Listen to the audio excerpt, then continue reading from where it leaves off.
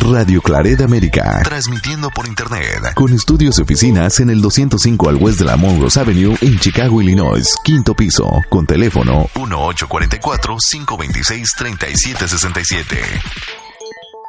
Hola, ¿qué tal, estimado Radio Escucha? Muchas gracias por estar con nosotros en un programa más de neurogenética médica y cotidiana. Precisamente con la titular de este programa, con la doctora Elizabeth Ramos Raudy, que por cierto vamos a conectarnos a esa bella ciudad, al estado de Durango, precisamente, Durango, para darle la más cordial bienvenida a la titular de este programa, la doctora Elizabeth. Doctora, ¿cómo se encuentra? Bienvenida. Hola, muy bien, muchas gracias. Pues muchas gracias, doctora. Primeramente, agradecerle por su participación y también, bueno, pues han llegado algunos comentarios de la importancia de sus programas, algunos con algunas preguntas, algunas interrogantes, y bueno, pues queremos agradecerle que les haya contestado. Doctora, ¿cuáles fueron algunas de las preguntas? No la quiero meter en problemas, pues no recuerdo alguna de las preguntas o sugerencias que le hicieran sus radioescuchas. Doctora, ¿las recuerda usted? Bueno, es que ya pasó un mes y como veo muchos pacientes, sí, cierto. Solo recuerdo que eran dudas muy puntuales sobre, algunas eran sobre el embarazo, sí. Qué riesgos había, pero sí eran sobre los mismos temas que tratamos en el programa, sí, pero que no da tiempo para explicar tan a detalle. Claro, sin embargo, doctora, ¿usted da algún tipo de consultas vía Skype? Porque algunos de los talentos de aquí en Radio Claret América sí dan algunas consultas vía Skype, pero no sé si se dificulte también, ¿verdad? Porque este tema es mucho más profundo. No, sí se dan consultas por videollamada.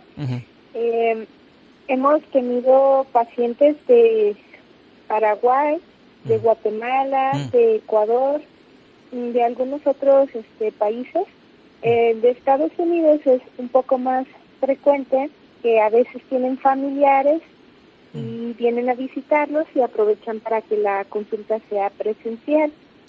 Muy bien. De todas maneras, sí es algo laborioso, o sea, se lleva bastante rato y primero son algunas preguntas, se analiza la información y luego ya se explica, para evitar que queden dudas por lo mismo de que es a distancia.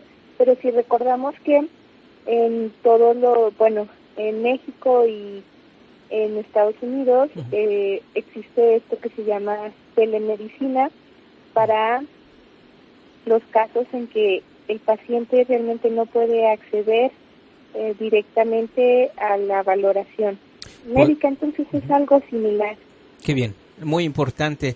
Y usted, estimado radioescucha, si está interesado en entablar una conversación vía Skype con la doctora, bueno, pues por favor le puede mandar un mensaje a su Facebook, que la puede encontrar como Elizabeth Ramos Raudy, o mándenos un mensaje en este podcast o al correo electrónico de radioclaretamerica@gmail.com, para que nosotros le proporcionemos sus datos a la doctora y entonces puedan entablar ya la conexión y hacer la cita para poder tener esta conversación. Muy bien. Pues vamos a iniciar con los temas, doctora. Son dos muy importantes. Y el primero de ellos, bueno, voy a nombrar los dos por si el radio escucha, quizá le puede interesar más uno que el otro. Pero el número uno es acerca de los óvitos y su importancia de asesoramiento genético. Ese es el tema número uno. Tema número dos, los trastornos mitocondriales. Tema número dos, trastornos mitocondriales. Esos son los temas que vamos a estar abordando el día de hoy. Pero bueno, pues vamos con el primero. Óvitos y su importancia de asesoramiento genético. ¿Qué es esto, doctora? ¿Cómo nos lo explica, por favor? Bueno, son las muertes fetales que ocurren en los últimos 3 meses del embarazo, o sea, del 6º mes al 9º mes del embarazo. Entonces, son bebés que no alcanzan a nacer, o sea, que nacen, pero nacen muertos. Esto es bastante frecuente, uno de cada 160 embarazos ocurre. y puede ser debido a factores maternos, fetales o ambos.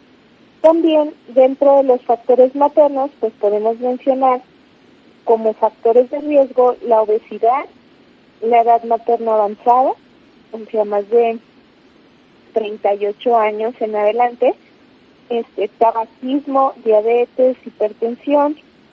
De estos bebés que nacen con esto, que mueren antes de nacer, 25 a 35% van a tener malformaciones. Y dentro de las malformaciones más frecuentes son los defectos del corazón, los problemas en el tracto urinario, urogenital, y también las malformaciones cerebrales. La frecuencia de las malformaciones en los óbitos es mucho más alta que en los bebés recién nacidos, entonces ya se empieza a ver una asociación de que algo ya estaba mal, que predispuso a que la muerte se llevara de forma prematura. Se recomienda la evaluación de cada óbito, porque en el momento es muy difícil para la pareja afrontar esta situación, pero posteriormente, si no se hace la revisión adecuada, van a quedar muchas dudas, que cuando quieran volver a tener otro embarazo y quieran saber riesgos u otros datos en la familia, o sea, para la pareja y para los familiares de la pareja es muy importante. Entonces, ¿cómo debe de ser la evaluación? Debe ser con una autopsia, con evaluación de la placenta, ver la posibilidad de realizar algún estudio molecular. En ocasiones anteriores, en programas anteriores, ya habíamos mencionado sobre autopsia molecular. Es cuando en la autopsia nos encuentran datos y se debe de realizar un estudio molecular. Aquí es importante realizarlo a la par, porque aunque tengas datos en la autopsia, pudieran estar ocasionados por alguna alteración genética. Se debe también consultar a un médico genetista para evaluar a los padres y evaluar los datos familiares que hay para poder asesorar para los futuros embarazos en la familia, o igual para detectar familiares que tengan alguna condición genética que en ellos se presentó de forma muy leve y puede de todas maneras generar complicaciones durante el trayecto de su vida.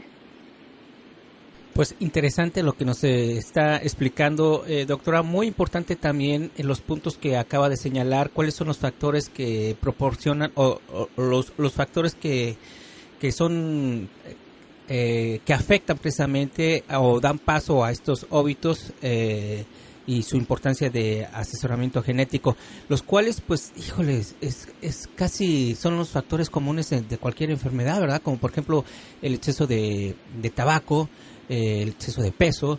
Sí.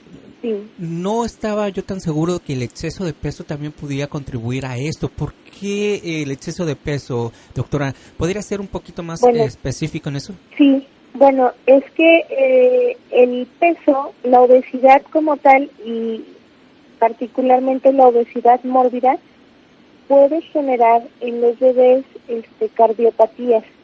Entonces, y puede generar algunas otras malformaciones que se pueden complicar incluso in útero y causar que sean óbitos. Hay que recordar que la obesidad se considera como un proceso de inflamación crónico, y en los procesos de inflamación se liberan muchas sustancias que libera las células que se llaman citocinas. Estas citocinas que se liberan son inflamatorias y causan muchos daños. Entonces pueden dar incluso otros problemas. Por ejemplo, a veces no solo el paciente tiene obesidad, sino que también genera una diabetes, y la diabetes mal controlada durante el embarazo, o sea, a veces ya llegan con diabetes al embarazo, puede ocasionar incluso en malformaciones cerebrales, pero bastante severas, o algo que se conoce como bebés con sirenomelia. Es decir, que no se alcanzan a desarrollar bien las extremidades inferiores y tienen como una sola extremidad o algo que se llama como regresión caudal. Tienen bastantes problemas, defectos del tubo neural.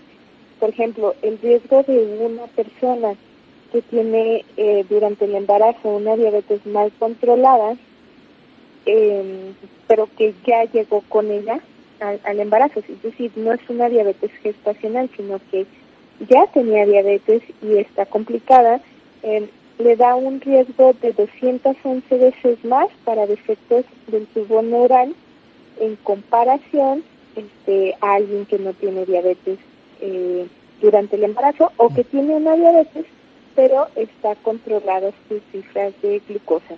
Uh-huh. Entonces sí hay muchos riesgos por estas condiciones crónicas. Así es.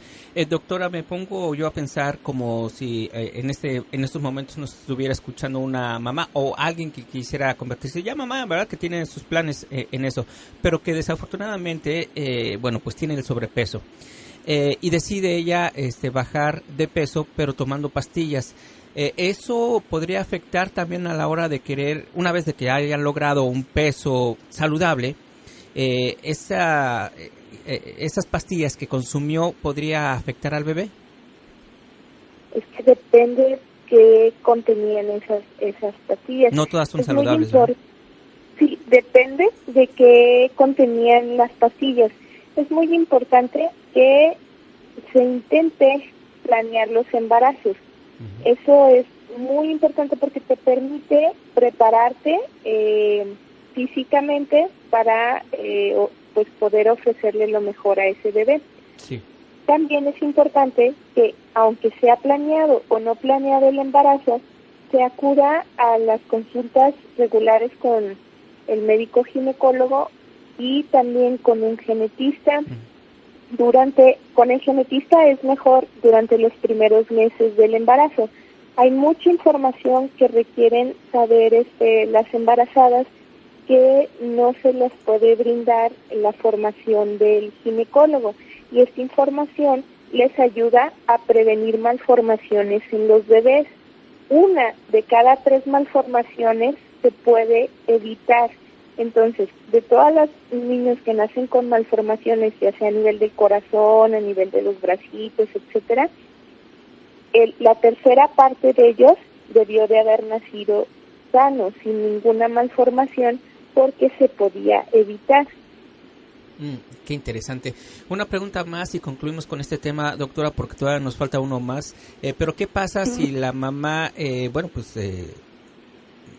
ya se dio cuenta de que va a ser mamá y no estaba dentro de sus planes, sin embargo, pues está embarazada y tiene sobrepeso? ¿Durante el embarazo ella puede hacer algo para reducir el peso o ya no es posible y solamente tratar de ser lo más saludable posible? Se puede controlar los factores, por ejemplo, los niveles de glucosa, si están altos, se puede dar insulina y primero se tiene que hacer una valoración dependiendo de la etapa del embarazo, saber si ya afectó algunas estructuras, si no las ha afectado, y modificar todos los factores que sean posibles para mejorar las condiciones de ese bebé y por lo tanto las probabilidades de que nazca sano. Pues muy interesante, muchas gracias.